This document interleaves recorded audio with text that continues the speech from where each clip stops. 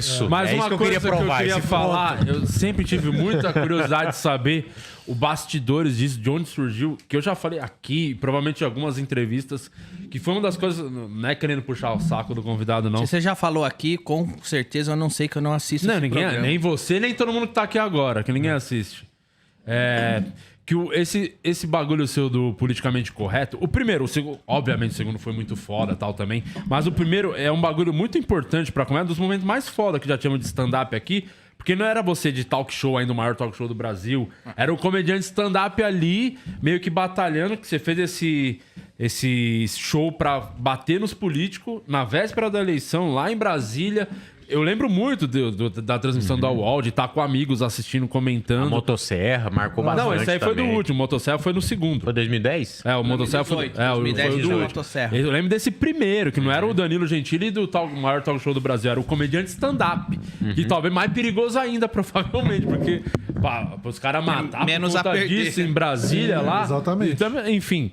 Como é que foi a ideia desse show? Por que você resolveu fazer? Os bastidores disso? Você ficou realmente num cagaço? Porque repercutiu muito na época, o pré, o pós dele também. Cara, isso aí foi o seguinte. Primeiro, eu nunca fui um comediante. O meu DNA do stand-up não é de política. Se você pegar meu material, sempre foi de cotidiano. Eu sempre fui um comediante de identificação. Eu tenho várias histórias pessoais tão malucas na minha vida que eu contava para meus amigos e eles davam risada.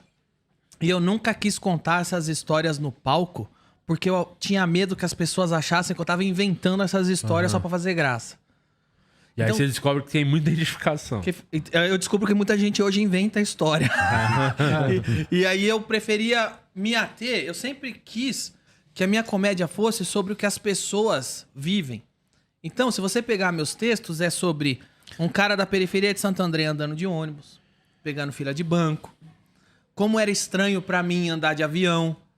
Eu sempre fui um texto de um cara comum, num lugar comum, numa periferia comum, vivendo de uma maneira comum. Esse é o meu DNA da comédia. Se vocês pegarem as piadas que eu faço, sempre foram sobre isso. Aí eu peguei e entrei no CQC. Eu fui chamado para fazer um teste. Meu teste foi... Eu fui expulso lá da Câmara de São Paulo e usaram no ar. Depois fui testado em Brasília. Eu era só provisório. Fui testado para ver se eu poderia ser um repórter físico. Fui expulso de Brasília, fui contratado. É isso que a gente quer. Qual sempre foi minha postura no CQC? A da pessoa comum de novo. Em nenhum momento eu tentei ser um cara militante ou um cara politizado, porque eu não sou. Eu sempre fui uma pessoa comum que teve a sorte de me deparar com políticos para indagar coisas que uma pessoa da onde eu vivo, da onde eu venho, quer indagar. Do tipo, caralho, mano, você ganha esse dinheiro para fazer isso, eu tô me fudendo? Você acha certo fazer isso? Então, sempre foi esse meu DNA, da pessoa comum. E quando eu tava no primeiro ano de CQC... Não, no primeiro não, acho que eu entrei em 2008, 2009. Em 2010 teve a primeira eleição para presidente, que eu já tava na TV, tava no CQC. E aí a Band me proibiu de fazer matéria em Brasília, em período eleitoral. Porque falaram que, e de fato, tem uma lei federal que te proíbe de fazer piada com político. Cara, o vento invadir aqui ou é o vento? Você tá ouvindo? Olha o Caralho, velho, Não ainda sei bem se que tá não quis. vazando aí no microfone, mas caralho, tá impressionante. Olha o vento, mano. Vento. Imagina lá fora, ia tá top. Ia tá top lá, velho. Não, nós já tá fazendo entrevista na nuvem.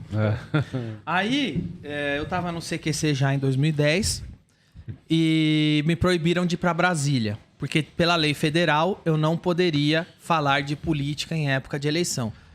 Mais uma vez, cara, como uma pessoa comum, eu achei isso um completo absurdo. Que eu falei, peraí, na época da eleição, é igual você ir na feira e não poder apalpar as frutas. Porque é a hora que você mais tem que falar das pessoas. É na hora da eleição. A censura, né? E aí eu fiquei puto, porque eu não podia mais fazer matéria em Brasília na televisão.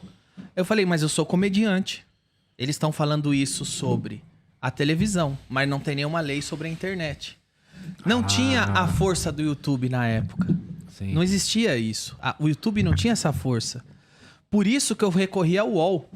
A internet, para você ter um alcance longo, você ainda tinha que ter algum provedor que viesse com você. O Brasil, na época, não era como é hoje. O UOL era só o UOL. Hoje o UOL, ele vai dar uma notícia política, nitidamente ele tem um lado. Isso é óbvio. Pesado. Pesado. Depois o próprio UOL, qualquer piada que eu faço vai lá e caga em mim. Mas estamos falando de 2010, onde o UOL queria ter acesso, que é o que uma empresa de internet quer. Então eu cheguei no UOL e levei a ideia e falei, eu vou fazer um show ao vivo, de graça, vou transmitir de graça, direto de Brasília, em frente ao Congresso, na véspera da eleição, falando de todos os políticos, porque eu tô sendo proibido de fazer matéria em Brasília na época de eleição. O UOL entendeu que poderia dar acesso e topou. Porque, mais uma vez, na época, o UOL... o mundo ainda era mais normal. Uma empresa se preocupava mais em resultado do que em militar. Então eles entenderam que teremos algum resultado nisso. Só que ultrapassou todas as expectativas. Eu escrevi o show, apresentei em 3 sessões, só transmiti a última. Só fiz 3 vezes esse show de 2010. Você testou nas 2 e transmitiu a Mas terceira. você chegou a fazer esse período comedy, testar, ir nos lugares pra testar? Eu não tive como, porque eu fazia CQC. Minha rotina tava Caralho. insana. Nessa época nem tinha tanto comedy assim pra fazer, né? Não Em tinha. 2010 não tinha nada. Nada. Eu escrevia em avião, em hotel. Quando eu voltava do CQC, eu ia pro hotel, escrevia as piadas, mostrava pra alguns amigos no MSN. Você acha isso engraçado? Você acha que é engraçado? Você acha que funciona? E aí a primeira sessão, eu só consegui 2, né? Porque eu tive pouquíssimo tempo. Aí eu cheguei pro produtor de Brasília e falei assim, foi o Jorge. Eu falei, Jorge, eu vou pagar um ônibus. Vou pagar ônibus. Enche de ônibus, um monte de... Vai com ônibus em frente à escola pública. E fala assim, quem quer ver um show de graça? Pode entrar que você vai fazer. Aí nós lotamos um monte de ônibus de escola pública, enchemos a primeira sessão em Brasília. Foi o primeiro teste do show. Caralho, que foda. Eu fiz lendo. Riram, aplaudiram, eu falei, legal, legal. A segunda sessão já foi pro público que comprou. Na terceira eu já nem leio. E aí eu fiz tudo, foi transmitido. Cara, foi um sucesso tão grande que foi na véspera da eleição. Mas no outro dia, no dia da eleição, o meu nome era Trend Topics número 1 na frente do Serra e da Dilma. Que eram os 2 principais Caralho. candidatos a presidente. Ficou mais de 24 horas no topo do Trend Topics.